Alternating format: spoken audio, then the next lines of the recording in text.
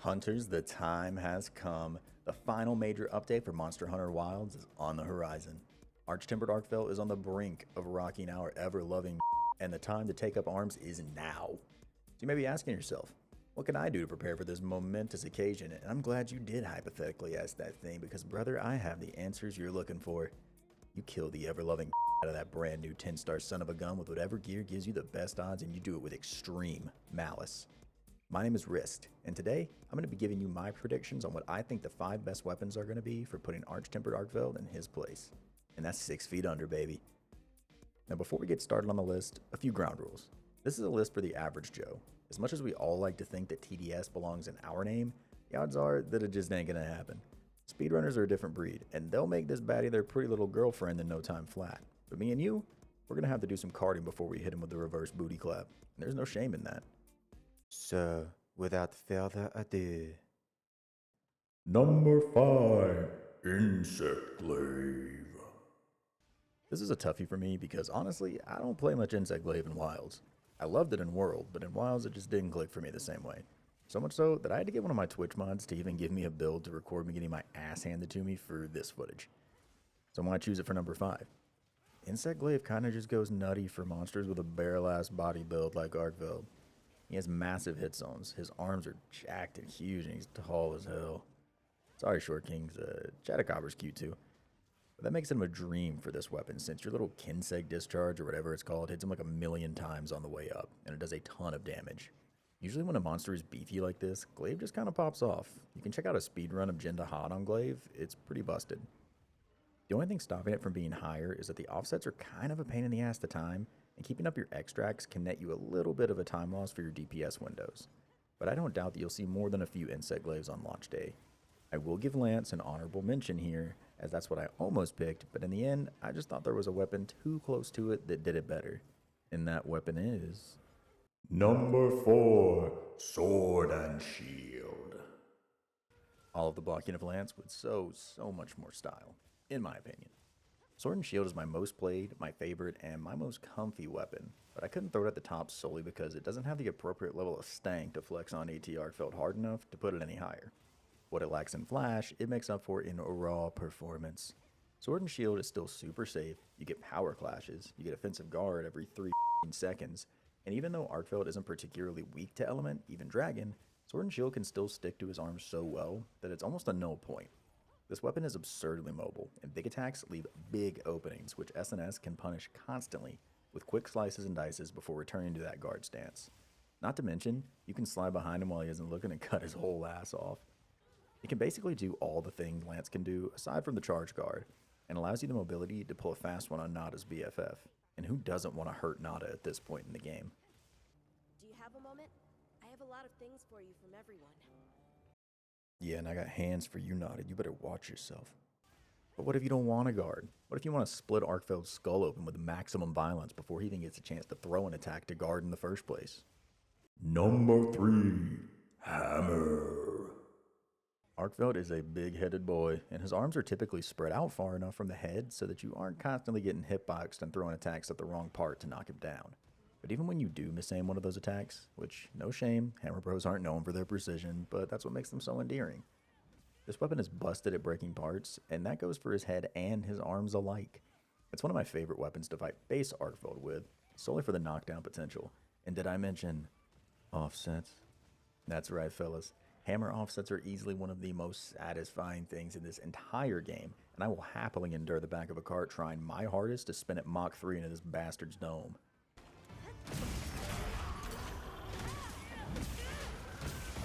And speaking of which, Hammer might hit hard, but it's still surprisingly mobile. You can charge while you're running, which makes getting in close much easier than some of the other hard-hitting weapons. And the charge times are low enough that you can be non-committal, which women love I hear. Still haven't spoken one to confirm that. And just dodge out if you really need to without losing much at all. What if you don't want maximum big bonk damage number for your Unga Bunga caveman brain? What if you want maximum speed instead? Number 2, Bow. Longsword bros, eat your heart out, because if I'm going to be going full anime, I'm going bow.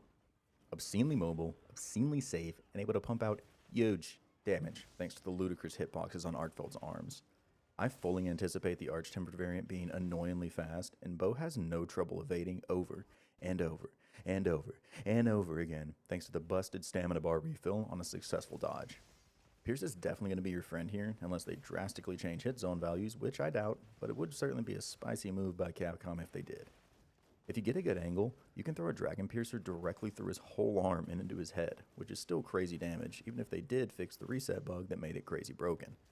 Not to mention that you have a wild distance that you can cover when you're evading, which can put you into the perfect position to blow your whole payload minus the pay at the perfect location with barely any effort at all. And isn't that what going full anime is all about? Turn off your brain. Open your chakras, brother. Don't guide the arrow. Let the arrow guide you. Straight to that subscribe button. Hi there guys, Editing Wrist here. Sorry for the plug, but as a very new creator on YouTube, I physically do not have access to the metrics yet to let me know what you guys like. So, if you're enjoying this video, then be sure to like and subscribe so I know to keep putting out this style. I know it's kind of stupid, but I'm actually having a lot of fun making it, so I appreciate you making it this far. Seriously, it means the world. And with that out of the way, that brings us to number 1. Now you may be asking yourself, you haven't mentioned my favorite weapon. Where's Gunlance? Where's Dual Blades? Where's the Bowgun brothers? Well, hold on to your hats, boys, because number 1 is whatever weapon you feel most comfortable on. And I'm just kidding. It's Greatsword, baby. Wow! That's right. Number 1 on my list of best weapons for Arch-Tempered Arkveld is Greatsword. Because I'm currently in love with it after avoiding it like the plague for hundreds of hours. And I'm a little freak for offsets. Not to mention, Greatsword can just do everything. It can power clash, it can block, shoulder check through attacks. Hello, it pumps out disgusting numbers, and I mentioned that it can offset. A patient player can annihilate an Arkveld with Greatsword, and as much as I hate to be that guy, this weapon has stood the test of time for good reason and remains super popular to this day for good reason. It just feels incredible in wilds. I tried it in World for the first time, and honestly, I hated it. I wasn't ready for the power that it had in store for me. I didn't understand the concept of a slow boy just yet, but that weakness has left me. Greatsword demands patience, and it was patient with me as I came back to the light, so now I must sing its praises. Focus mode feels like the little nudge that it needed all this time, and it absolutely destroys. Chain blades broken, head broken, tail broken, dreams broken, Arkveld's hopes of going home to his family after this update broken. I am foaming at the mouth, thinking of knocking him out of the sky after they showed off one of his new airborne sweeping attacks in the trailer, and you should be too. If I see another Greatsword user taking this guy on, or the Wounded Hollow quest for that matter, we may have to gingerly touch our tips at base camp before we head out, and I'm not even ashamed to say it. This thing rolls face, and I am fully prepared to victimize monsters with maximum prejudice the second they let me out of my cage come release day. Please, Capcom, you've only given me this crusty water. I need a white monster and all women. Please, let me out, please. And did I mention that the winner of the concept art contest put together an absolutely sick design? You need to be playing this weapon solely to get in on that. It looks insane. So there you have it, folks. My completely opinionated, likely wholly uneducated list of the weapons that I think will be the best to take on this wild new update. Think I made a mistake? Drop it in the comments, or drop your own list if you think I'm the dumbest guy to ever live.